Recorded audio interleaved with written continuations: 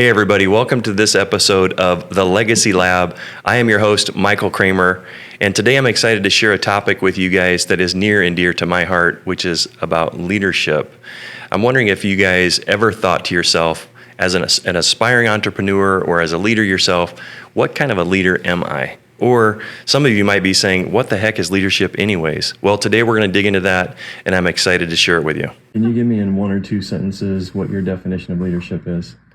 Leadership to me would be, I don't know what to... Leadership is about vision and direction. Leadership is leading by example and inspiring your employees or colleagues. I think it's, I got nothing. Leadership is making intentional connections to move forward and to grow together. As you can see, leadership is a bit slippery to define. There's a lot of different varying opinions about what leadership is. And so today we're going to dig into what leadership is and help you define for yourself what kind of leader you want to be. Today, I've invited an amazing guest, personal friend of mine, Alex Puente, onto the show. And Alex is quite experienced in leadership, starting from his days in the Marine Corps as an infantry officer, and then transitioning to the real world, or civilian life, as we say. And now he's a leader and owner in a hard money lending business called Free Lending. So Alex, welcome to the show. Thanks for having me. Together, you and I are going to help unlock what leadership is. And I think it'd be important for our guests, our listeners, to understand how we define leadership.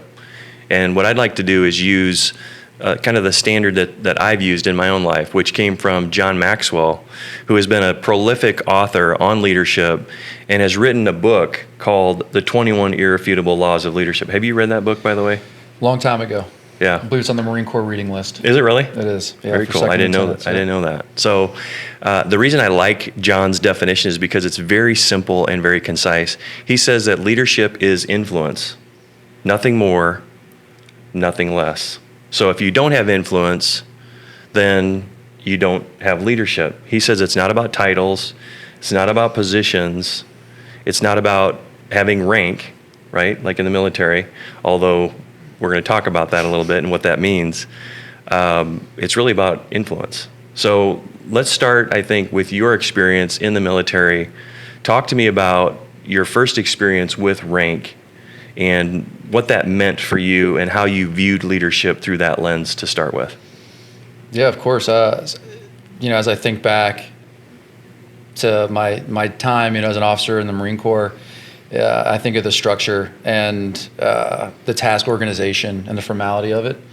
And I never really thought of myself as a military person or even joined the military. It wasn't something I was going to do or ever plan to do, even when I was in high school or college. But when I look back at it, I was perfectly, I want to say groomed because it's got some negative connotations, but I went to Catholic school, K through 12. I played team sports my whole life. Did you have nuns as teachers?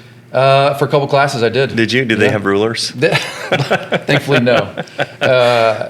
And it's interesting, team sports growing up, I went to college on an athletic scholarship as well. And I think, with that rigid task organization or formal leadership, I was able to kind of slide seamlessly into military leadership. So you were sort of taught as a young age that there's a person, a position in the front of the room, whether it's the teacher or it's the coach, but they're the ones that are leading. 100%. And if you think about the military, it's this, there's an understanding of, at least in the Marine Corps, strict obedience and adherence to orders, as long as they're lawful. Mm-hmm. And, in that type of environment, that's necessary. So for those that don't understand the military ranking system, walk them through how do you know who to listen to and who not to? What do you base that judgment on? In short, I would say the easy way would, the formal organization of it is based on, this is like medieval times. Okay. And eventually Napoleon put his spin on it, and we've kind of run with that ever since. But if you think of, an officer corps and an enlisted corps in the military today, mm-hmm. You think of like nobility in medieval times and the peasant class at the same time. And so, that's transformed over time. So were you a peasant when you came in, or were you a leadership class? I stepped into the leadership class because the only difference is a college degree. Okay. Between a prerequisite to be an officer versus being enlisted. For example, my brother enlisted at a high school. Okay. And he's still in the Marine Corps at 17 years now. But because he's never acquired his college degree, yeah. he won't be able to be an officer. So what was knowing how your brother was enlisted and the way leadership is different for those that enlist versus on the officer side, how would somebody who enlists know who to listen to? Sure. So there's obviously a rank and file system. You start at the most junior rank of enlisted, and that's a private, and then from there, you could go all the way to the senior enlisted, which is a sergeant major. And so as you go through the different ranks, there's different groups you enter into. So after you do, I want to say 3 to 4 ranks on the enlisted side, you then enter what's called an NCO, or a non-commissioned officer. Okay. And they're known, at least in the Marine Corps, as the backbone of the Marines. And that's just because the leadership structure, again, this is very Marine specific. I'm sure there's not a huge difference with the other branches of the U.S. military, but at no time is a leader in charge of more than 3 people. 3 direct reports. Okay. So while as a platoon commander, I had 50 Marines in my platoon that I was in command of. However, I had 3 squad leaders that reported to me, and those 3 squad leaders had 3 fire team leaders, and each fire team leader has 3 Marines in their fire team. And so over time, that's something that we realized, hey, we're much more effective when we manage smaller groups of people. Yeah. That makes sense. So let's imagine that we're a brand new enlisted person coming in, and we're learning about leadership. And you obviously have. I was in the Army Reserve, and so not quite the. No one's perfect. Don't be so hard on yourself. Yeah, we did look down on the Marines, but not for very long when we saw you guys marching. Just so far ahead. You guys sight. know how to walk and carry a gun. Like, you're good at that. We're all good at something, right? So if you imagine. A new enlisted person in their first time in, they have no rank.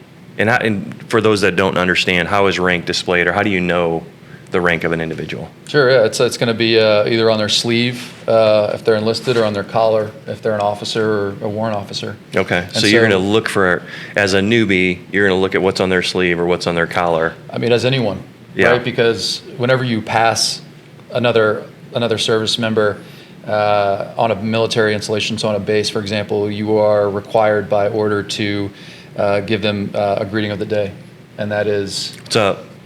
It's more than that. You can say that, and I don't recommend it. But for enlisted to officer, for example, they're going to initiate a salute, an officer, and then give the greeting of the day. So if it's before noon, it'll be good morning. Good morning, sir. And then based off of what I see on your rank, say you're a PFC, good morning, private. And then I would cut my salute, and I would tell you that would signal you to cut yours, and we'd continue to go about our day. So would you have any prior knowledge of this person to be giving that kind of a greeting, or is it all based on what's on their sleeve and their collar? That's exactly right. Okay. There's a saying, you salute the rank, not the man. Interesting. So let's pivot to that, because I think that's really at the heart of what we're talking about today, and this notion that John, in his book, describes leadership as influence. Mm-hmm. If you have these these markers on your sleeve and your collar, and you can see it, how do you know if they are a person of influence or not, or do you? Well, on the rank side, for sure, because if they get to a certain rank, they will have been assigned some level of influence over their current job or previous position, or they've been promoted with the confidence that their influence over people in a leadership position later will be positive. And is that coming top down, or is that coming from an observation of their previous experience and saying this person is influential because he's built relationships and connected with others, or is it based on the merit of accomplishing certain tasks? I'd say it's a mix of both. Okay. A lot of times, unfortunately, the military is not a meritocracy, although people are promoted or advanced because of things that they've done professionally.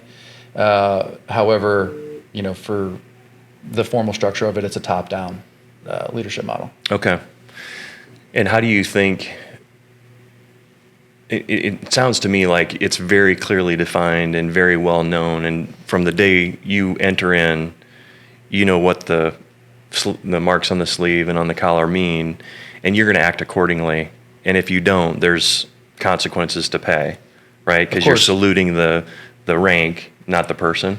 Exactly. And this is Marine Corps. There is an order. There's a Marine Corps order for every action. Yeah. Because every movement, from how you salute to how you cut your hair to the way you wear your clothes, there's a purpose behind it. The way you walk, the way you talk, and they've accounted for all of these things. And so what's great, I think, an observation that I had about the Marine Corps was they give you the playbook to be successful. They're like, if you want to be a great Marine, here are all the Marine Corps orders, here are the standards that you need Here's to what meet. it looks like, here's what it sounds like, here's how you behave, this is what all these things mean. This is what a substandard Marine looks like, this is what an average Marine looks like, this is what an exemplary Marine looks like. And they give you the answers to the test. Now, that gray area, I think that's what separates people, is their application, of this knowledge. Okay. So if you do follow the recipe, so to speak, you're going to achieve a certain level, but if you lean into sort of what John is alluding to, this connecting with and building relationship with and valuing other people, then your influence becomes greater, and thereby you're probably going to get promoted more. Is that fair? Big time. Okay. Imagine if you're doing all the right things and then some, and everybody loves you. So I appreciate you giving us that context. There's a lot of structure, there's a lot of order, there's a lot of answers to the test, as you said. So the mystery about how to lead and what leadership looks like in that context is sort of gone because they spell it out so well for you. Is that fair? It's fair in the sense of they give you the X's and O's, but there is an art to this. Okay. It's not a strict science. There's a million leadership books, or you can go watch movies or shows like Band of Brothers, for example. And there's an art to it. And I'm not saying it's not teachable, but it's something that certainly sets you apart from someone. In the military, as long as it's a lawful order, by law you are supposed to obey it. And because there's a strict adherence to it, to a lawful order, as opposed to, hey, this is an order, let's sit down and talk about it. It's like, well, hey, there's a machine gun nest that's firing on our position right now, and we can't maneuver past it. People are dying. We need to do something about it. Hey, I need this squad to go and attack that machine gun nest. That's the time where you need action. You can't let's sit back here and let's talk more about it. Right. While the enemy's reinforcements come and Lives are on the line. Exactly. So there's a necessity for that rigidness. But I want to make sure that I do get in there, that there is a gray area where there is a lot of responsibility that's pushed on the small unit leader. It's like, hey, my order is attack the machine gun nest to first squad. Yeah. First squad leader, you figure out how we're going to attack it. You got to do it in a timely manner. Otherwise, we'll lose, that initiative. However, it's on you to figure out how we're going to do that. You probably know best because you're from where you're standing versus where I'm standing. Right. So there's some judgment in the how, but there's no gray area in whether you're going to follow that order or not. Correct. And that decision, or that, influence, we'll use John Maxwell's definition of it. That influence that squad leader has is resonant in the confidence I have in him or her. Yeah, and then it's going to translate into the 3 that he's overseeing in that moment. Correct. Right? So you're counting on, it sounds like, this connection being made and formed outside of this structure and this order, just between humans, where you connect and relate to one another and care about one another and develop that influence at that level, so that when the command does come, this guy cares about me and he's not just sending me in to die. Yes. And I'd add that, the underlying theme of that is trust, right? And that's where, with a military unit, for example, there's, you shift from different units every few years, even every 18 months. Okay. And they shuffle up leadership to new units. for a whole different list of reasons. But Keep you on your toes. well, there's that, but they want people to be, a wide variety of experiences to learn from and meet a wide variety of people to learn from. Mm-hmm. And there's this inherent trust in the Marine Corps organization, as a whole, that, hey, the new officer that's in charge of me, that just got put in charge of me, that we've done nothing together, we've done no training, we haven't even shook hands. He's got yet. the rank. He's got the you rank. see it on his collar, but I don't know this guy. We're deploying in 2 weeks, and I don't know him from anybody. Yeah. But I trust the Marine Corps and the things that he's had to do, because I understand the struggle he's been through. Because I've either done it or I've known people that have done it. Interesting. Gosh, that's so cool. So you're able to see the trust is formed very quickly because you see what he's got as far as a rank, Mm-hmm. and you understand all of what it took to get it. And so there's this implied understanding or trust built in to say, I know what he's been through. I know I can count on his orders. Correct. Interesting. Okay.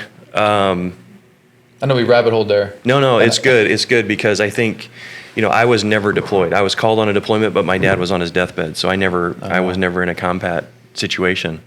And so to hear kind of how it works behind the scenes from somebody who's been there, not just on a movie, is pretty cool. So let me ask you this, Alex. When you think about your leadership, how would you say the Marines has shaped the way you lead?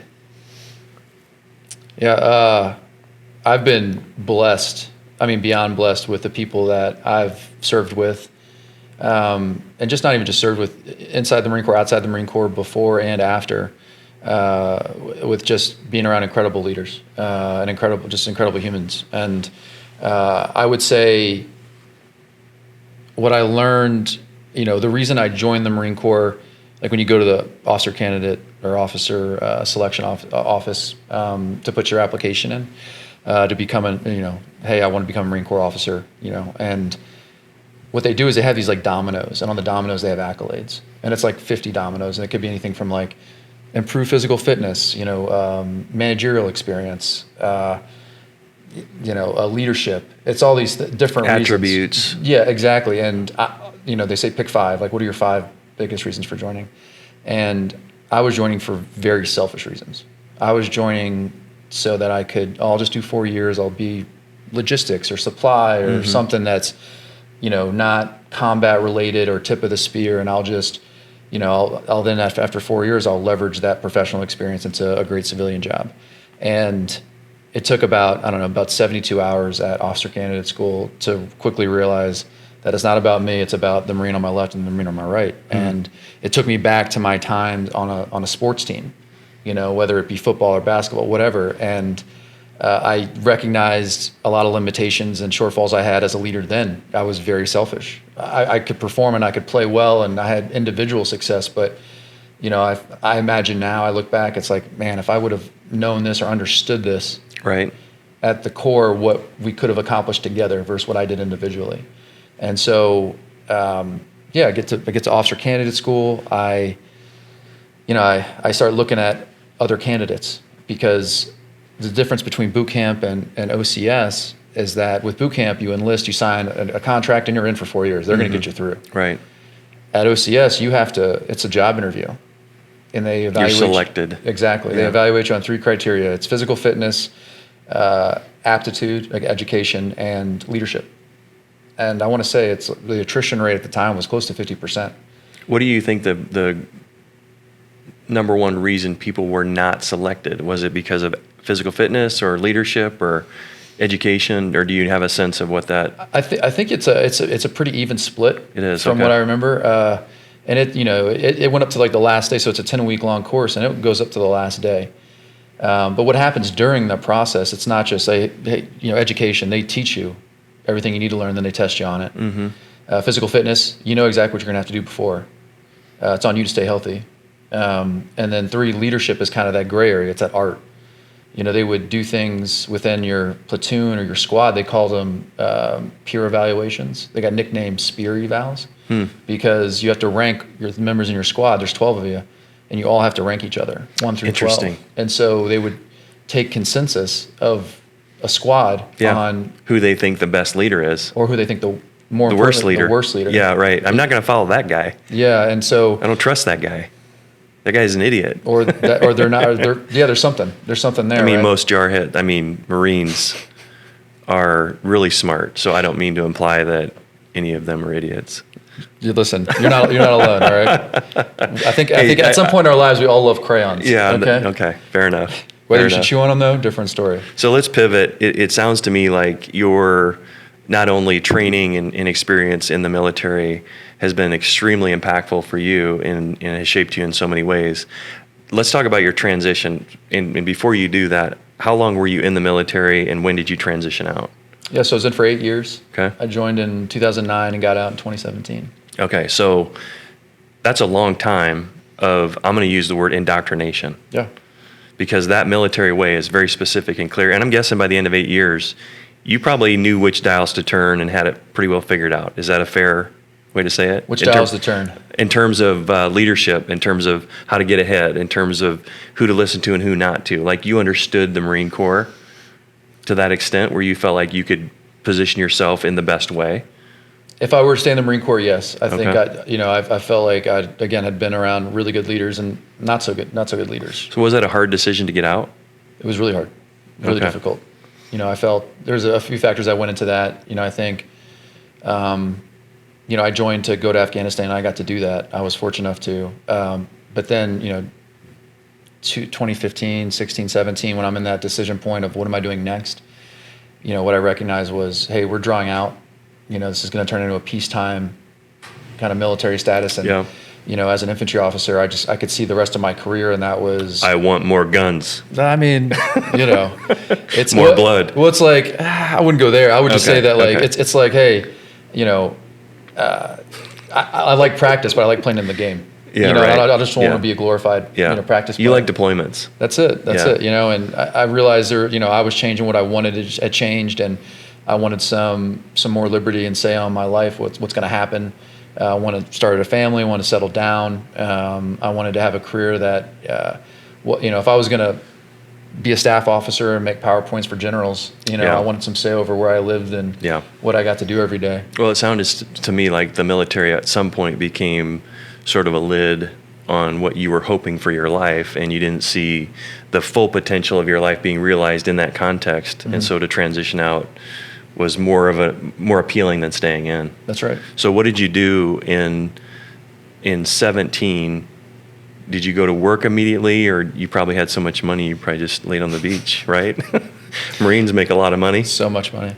You don't do it for the pay. No, right. It's I actually transitioned so monetarily to get out, right? Because I was at 8 years, and then for Department of Defense retirement standards, you need to do a minimum of 20 before you can retire and get full benefits. Okay. And for me, it's like, I'm 39 now, but how many people can say, oh, I'm going to retire at 43? That's Mm-hmm. that's 20 years from when I joined.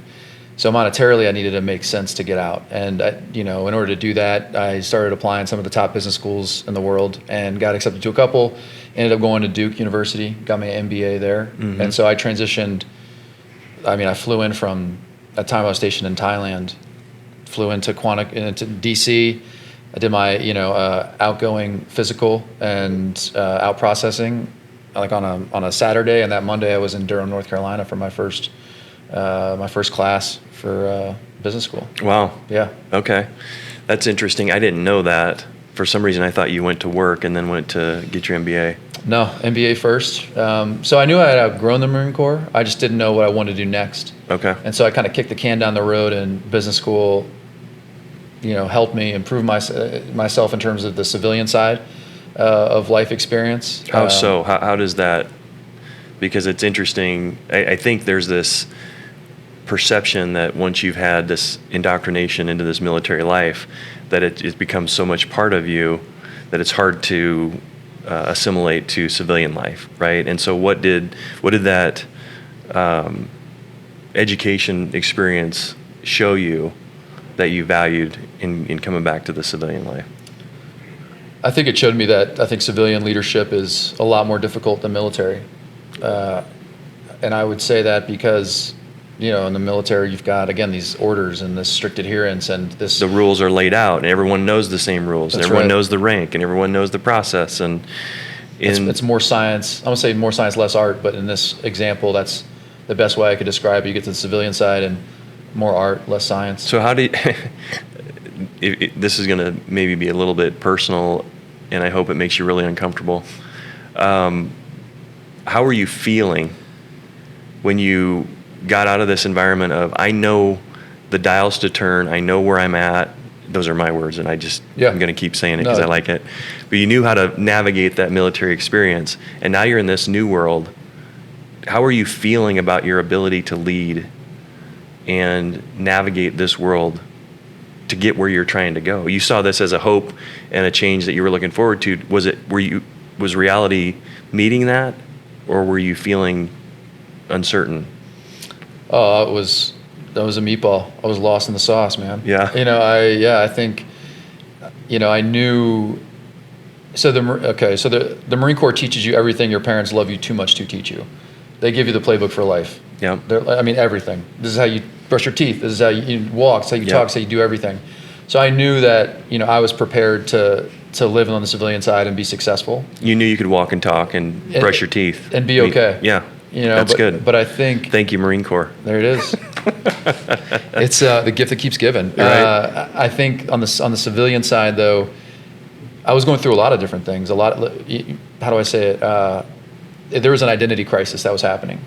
You go from wearing this uniform with this rank, and when you walk in the room, people immediately, there's respect, there's credibility, there's trust. There's all these things that go along with it, and then I walk into my MBA class, and I'm going nuts because the kid next to me, and he was a kid, he was like 25, and I'm early 30s. He's been working for 2 years at a management consulting firm, and 10-pound brain, smartest guy I've ever met in my life, but he's on his phone texting or doing something.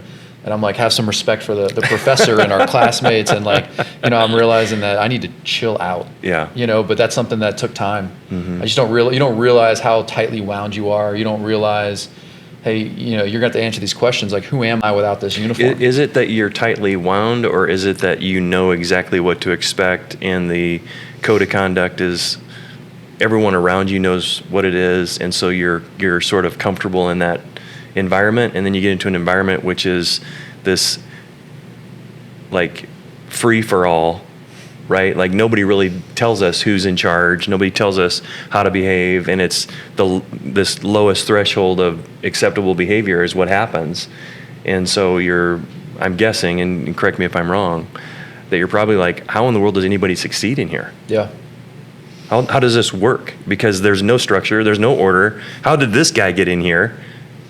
All he's doing is goofing off. No, that's it. It's funny, like what the ranking system is in like a business school class. I think of it now because most of us were working professionals.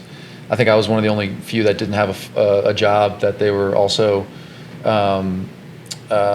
working while they were in school. Mm-hmm. And so, you're seeing Google, Amazon, Facebook, you're seeing all these Cisco, you're seeing all these incredible job or titles and companies, and that in itself is its own ranking order.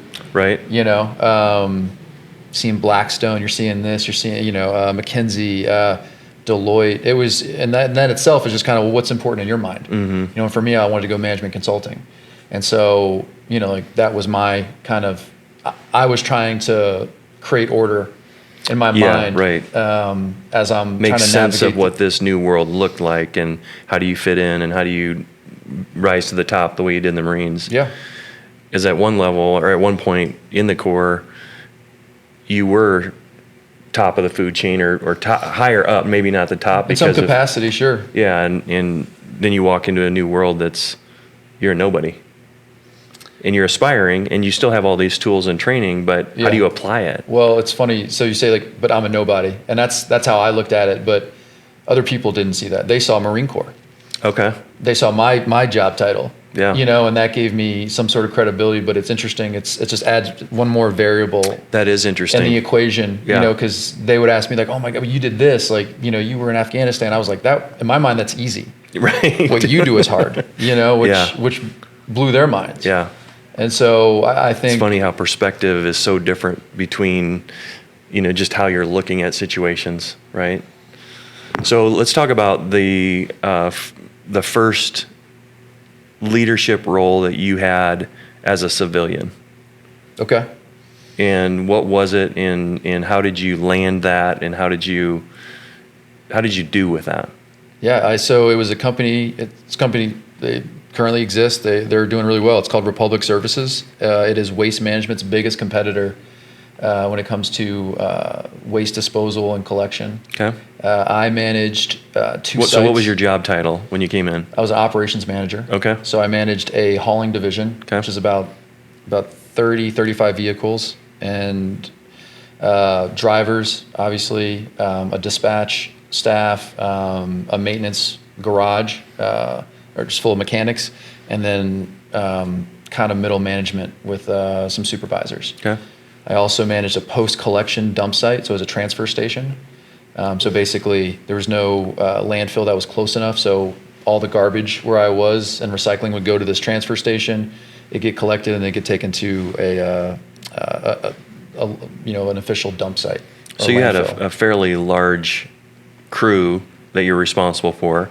Yeah, it's probably close to 70 people. Okay. Total. And how were you received in as the leader? Yeah. And how was it different than what you were expecting? So I was received, I think, pretty well. Again, there was a lot of veterans on the current workforce there.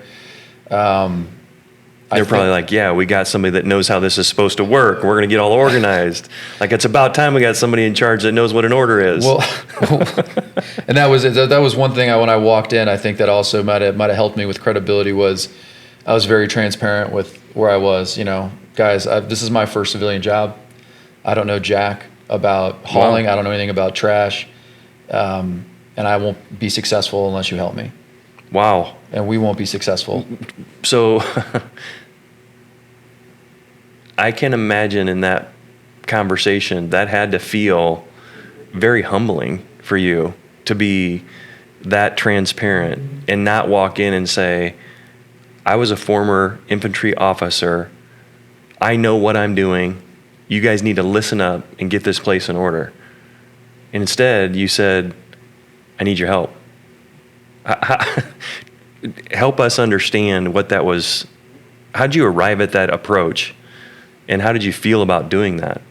Yeah, I think it goes back. This is a story, a Marine Corps story. It was my first unit. So my first duty station was Hawaii. I show up. Oh, sorry about that. Somebody's got to do it, The worst place to go, Hawaii. I'll go. So I show up and I pick up my rifle platoon. They just got back from Afghanistan, and we have to go do some annual rifle training. And so I was the officer in charge of the range. So to make sure, so if something bad happens, basically, I'm the guy that gets blamed. If something good happens, no one cares. Right, right. If training is conducted, that's fine. But I go there, I give the safety brief to all the Marines. There's like 300 Marines, and then the NCOs that are going to conduct the actual training. It's about 30 NCOs, so sergeants, Yep. corporals. These are the backbones of the Marine. This is how things get done. And I'm talking to them, finish their brief. The whole thing lasted about 30, 45 minutes, and they go conduct the range. After that brief, at the time, Sergeant Orantes, I'll never forget this, he pulled me aside. He's like, "Hey, sir, can I talk to you for a second?" I was like, "Yeah, what's up?" He's like, "Listen." What in your in terms of rank, where does he fall compared to you? So with the officer corps and the enlisted corps, technically he falls below me. Okay. At the time, and the highest enlisted rank is going to always fall below the lowest officer rank. Gotcha. So you could be in for 30 years As a an sergeant enlisted, major, and yeah.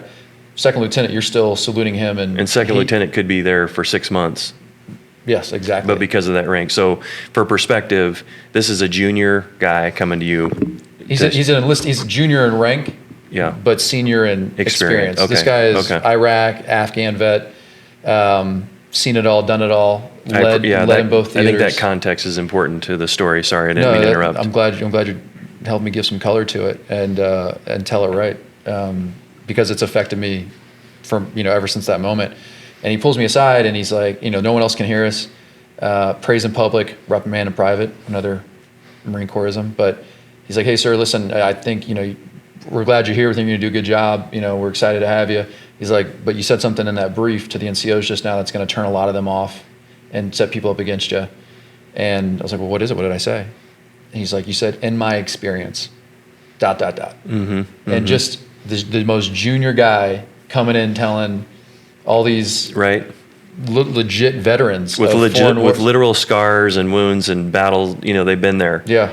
I'm going to tell them in my experience. Like, I was like, oh my gosh, I felt terrible. He's like, no, it's fine. You're good. He's like, just moving forward, just a heads up, these little things like this are going to start chipping away at this tree, and So how did he say it to you? Do you remember exactly what he said? he said, hey, you said in my experience, sir. And, he's like, honestly, he's like, you haven't done shit. I don't know if I can curse on this or not, but like, You can. We're adults in yeah, here. and that's what it was. It was, and I appreciated that. He wasn't disrespectful with his delivery, I don't think. He was just one Marine trying to help a junior officer. And when I say I've been blessed with being around incredible people, like that's one example. Like if I never got that, Yeah. I'm not sitting here today. So that's what led you to that first meeting at the trash company to say, I don't know shit. And you guys, I need your help. Yeah. And how did they respond to that? And how do you think that set up things for you to, continue on and tell us whether you were successful or not? I don't know the whole story. Sure. No. Yeah. It's so. I think something else too is when you enter a new unit in the Marine Corps, and I've done this with different jobs after that. There's a 30-day period where it's just watch and ask questions and listen and understand what you're stepping into versus showing up day one and seeing something that's a glaring problem. Unless someone's going to die, Just let it go. just let it go and watch and take notes and start to understand this dynamic. And that's what I did. I spent pretty much every day on the back of a garbage truck or a recycling truck or in a seat with a commercial driver or an industrial driver. How much were you talking to the people? Oh, we were in the truck all day. And so what were those conversations about? They were about them as people, about their lives, what their interests were. It was just doing life with them, and there was a lot of talk about the job, what they liked about it, what they to do didn't. better, how do we need can to improve. Yeah. Exactly. And I think, but you're in a car with someone for 8 hours. Like you can't just talk about meaningless stuff, So let's fast forward then. How do you think that 30 days of connecting with and observing and asking questions affected the rest of your time there? So I think as a leader, sure, right? Yeah, I think it really helped me understand what the problems were, much quicker than if I were to just go in there and look at reports and guess. It wasn't just that we didn't have enough drivers or turnover was too high or, we had too much vehicle maintenance. There was logic behind it that I would not have seen through just the numbers that I got. And, the culture there was just one of perpetual failure. And that was like ingrained. And it's like, okay, how do I do this without turning over the entire driver force? And I think for me, it really helped, again, getting to know these people, right? Because in my mind, it's like, all right, we're doing this every day. It's a garbage schedule. There is no weekend. There is no break. Right. The trash has got to get picked up. And so, you're just constantly, it felt like we were just constantly under fire. And, unfortunately, I think you just can't live like that. And I struggled, I think, was in injecting too much military and then also trying to bring in civilian leadership standards, which I didn't fully understand.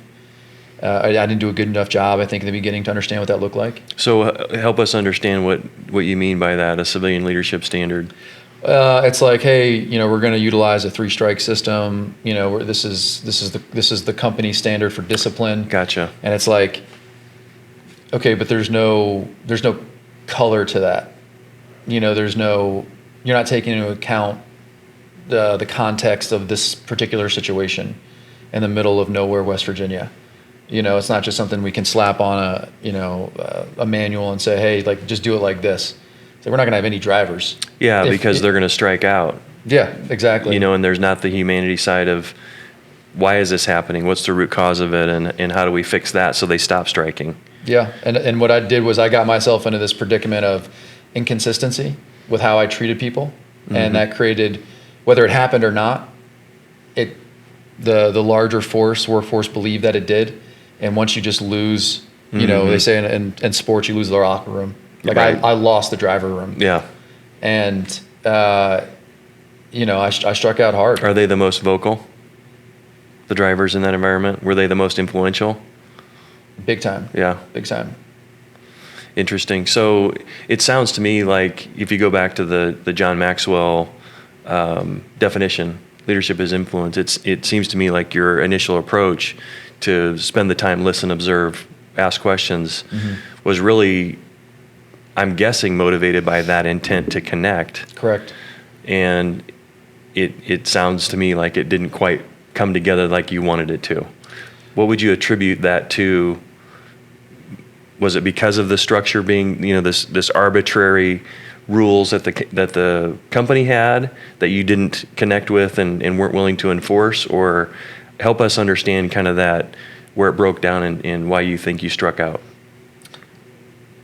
Yeah, I think first off, fully transparent. I think I got in over my head. I had never run a business in my life, and running a military unit is not running a business.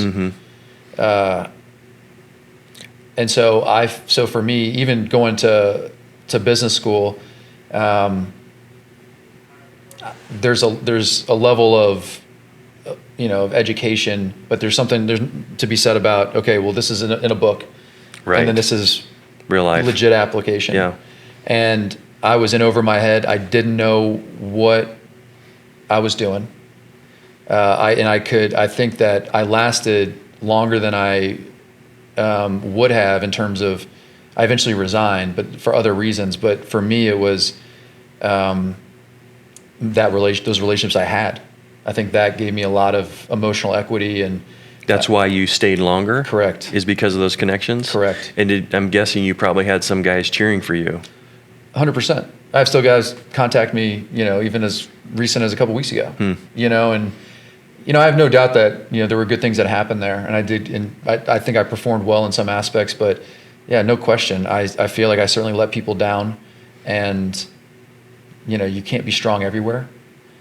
And I think I tried to pull too much on my own and maybe lost sight of some of that, trusting subordinate leadership or trusting people to do what I needed them to do. And I think when you go down that path, it's a slippery slope. You as said probably earlier. had some, correct me if this isn't right, I'm guessing you had some folks that were fully bought in and were willing to do whatever you asked them to do because of that. Is it because of that emotional equity and that connection, and the others, or did you have some that you built the connection and relationship with that completely undermined what you were doing? I'd love to be able to say it was that simple. Yeah. There's so many factors when you're Yeah. dealing with such a large group of people, but also, what's unfortunate, I think, is like the 80-20 rule. I feel like I spent a lot There of was somebody had a loud microphone, a small percentage had a loud voice and a lot of influence okay. big time, and but I also think a lot of my focus went to the 20%, and a lot of that 20%, that extra work fell on the people that were doing what we were asking them to do. Yeah. And So unfortunately, let's go back to that day one experience, and you were to do it over. What would you have done differently to be a better leader and to be more effective in leading that? Not operationally necessarily, but in terms of influence and in the leadership of the people. Well, I do think there would have been something I definitely would have done was operationally would have put a lot of focus on learning the X's and O's. What they actually were doing. Exactly. Yeah. Because what was happening was, for all those rides that I was doing with people and building genuine connections, there's going to be a certain amount of people that, we aren't aligned on interests. Yeah. And, I think I would have been quicker to make decisions on, hey, if it's not a hell yes for these people to be on the team and to perform the way to meet this standard, then they shouldn't be on the team anymore. I should have been a lot more. But you didn't know what the standard was because you weren't understanding exactly what the business was trying to accomplish, I guess, or Correct. how it was being accomplished. And so unless you had that expertise, you couldn't say yes or no to things that you weren't sort of ignorant about. So I use the Sergeant Arantes example. Yeah. Right. Like I show up and, I've been taught how to be a Marine officer. I've been taught the basics on maneuver and Yep. all these things and how to execute a rifle platoon, to complete the mission of the day. But with this job, I showed up and I didn't know anything about the industry other than what I had done research on for interviews. And so I was very limited there, and I could have filled that gap and really poured more time into that I don't think it would have taken away from building the relationships. But me not being prepared over a long period of time set us all up for failure. And So would you say that leadership is both connecting but also competency? Like having a level of, I know what I'm doing, and so I've got some experience and reps, and you can trust me in my operational judgment, and also I care about you. Yeah. Is that a fair, it's both and? It is both and. It's what's the saying? Experience is the best teacher, and especially when you deal with that type of work, it's a blue collar job. Mm-hmm. I think of like a contractor or like how's the guy with no construction experience going to tell the guy that's been doing it his whole life, hey, you're doing it wrong. Right. There's, and so that's where I think my background stepping into that position gave me some credibility initially, and then how I treated them continued to build on that. But ultimately, not having enough competency of one, just not even just the industry, but how to run a business. Right. You can only, the art of leadership or that influence can only go so far. Yeah. So the officer rank and the MBA credentials weren't enough. No. I was arrogant in thinking that I'll learn this in a timely manner, and I did not. And So let's pivot to today, because you're a very successful business owner. You have your own real estate portfolio. You're also an owner of a hard money lending business. You're the president of that organization. Today, how are you leading differently? From the culmination of experiences you've had that you're proud of, and then secondarily, what are some areas that you're still learning as a leader and trying to improve on? Sure. So I still think leading with that humility is hugely important. I'm a big, take the good, leave the bad from everybody you meet or every experience. Mm-hmm. And I think there's a lot of good that I've taken. I think the stuff I've removed from it though, or kind of moved past was, I never asked anybody for help. So in that last position, I was just, whether it be ego or arrogance, I just didn't ask for help. And when I did, it was too late. I got to figure this out on my own, and I don't need any help. I'm competent. I'm capable. Guess I'm not. Well, it's also, but I also think it's the environment, right? It's feeling safe enough to let someone know that you're vulnerable and you're like, hey, I'm not strong here. For the Marine Corps, for all its greatness, it's a primal. It's not known for guys admitting they're weak. Don't show me your neck, right. Kind of thing. So I think there's a level of understanding of, hey, it's okay to ask for help. It's okay to not be perfect. It's okay to, it's okay to fail. Yeah.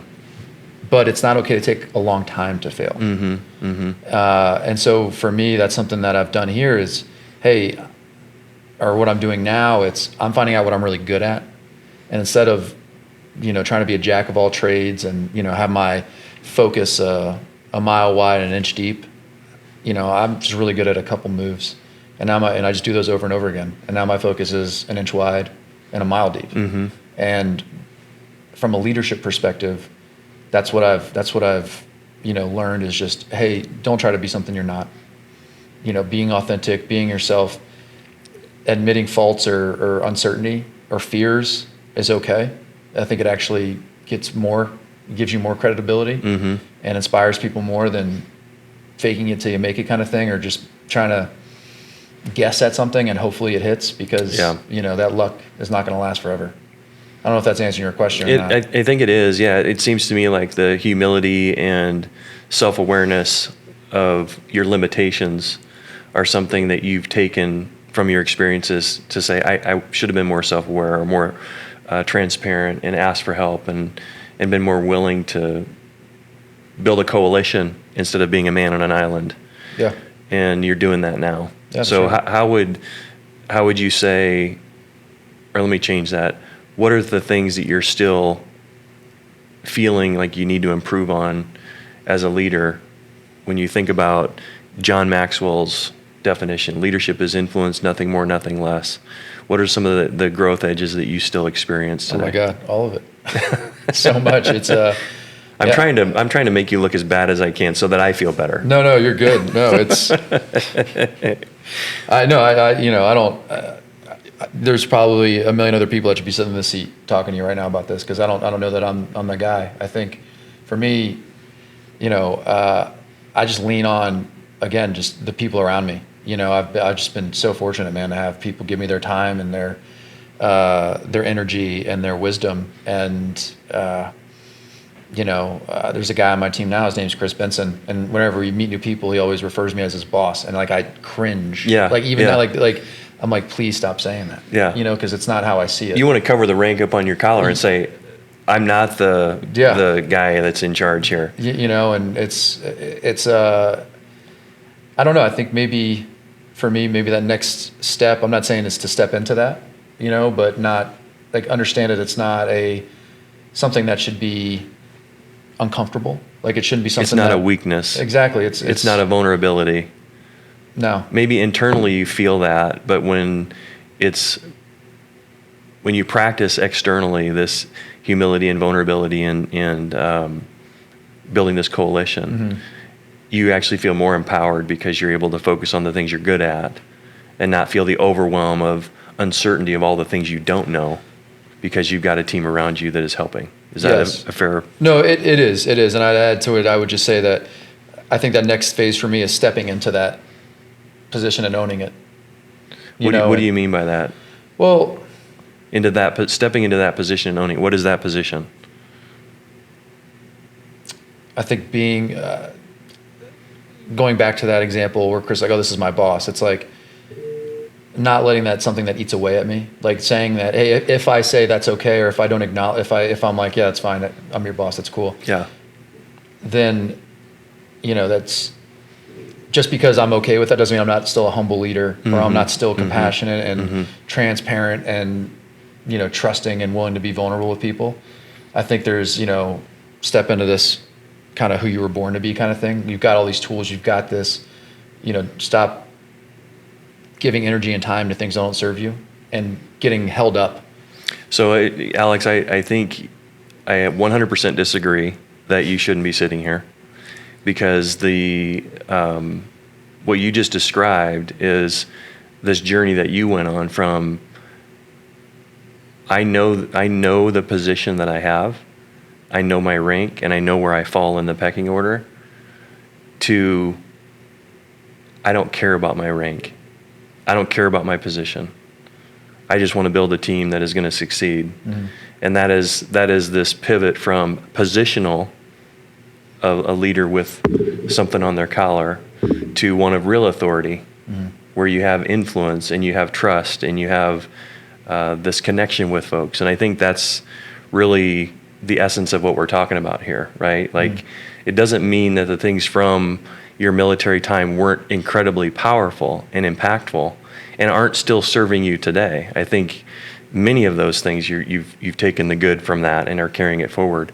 I also, in observing you as a leader, and the reason I asked you on is because I've seen you become this selfless, I'm going to use the word servant leader.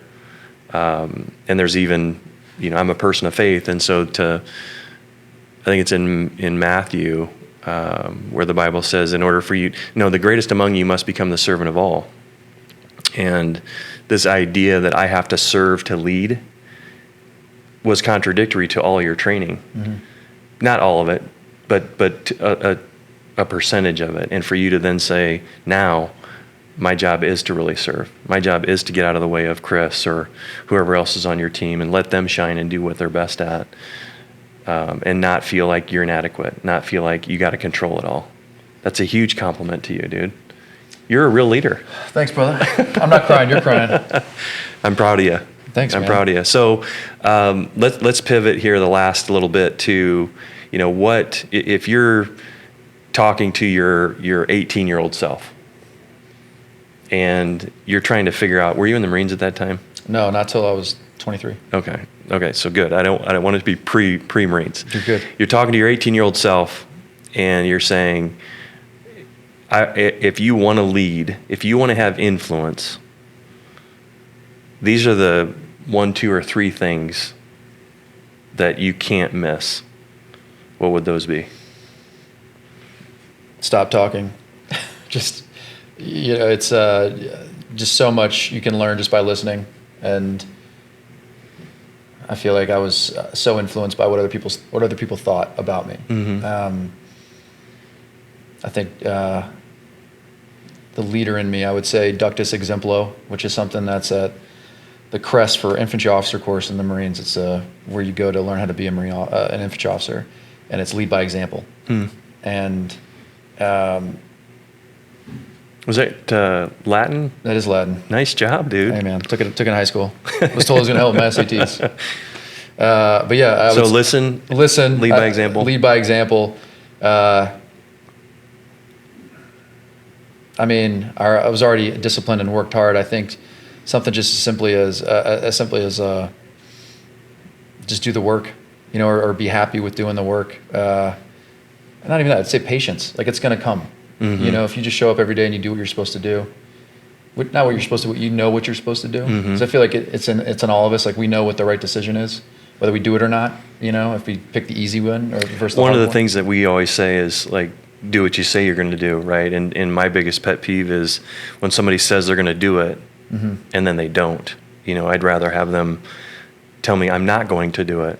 Is that kind of what you're getting It comes at? back to trust. Yeah, right. So be somebody that is trustworthy, and you become trustworthy by doing what you say you're going to do. So if it's trustworthiness, leading by example, and what was the first one? the first one, it was Listen. It's Mike listening. Yeah. Yeah. Stop I talking. asked- It was stop talking. Stop yeah. talking, yeah. Which in turn would force Were you to listen. telling me to stop talking? No, not yet.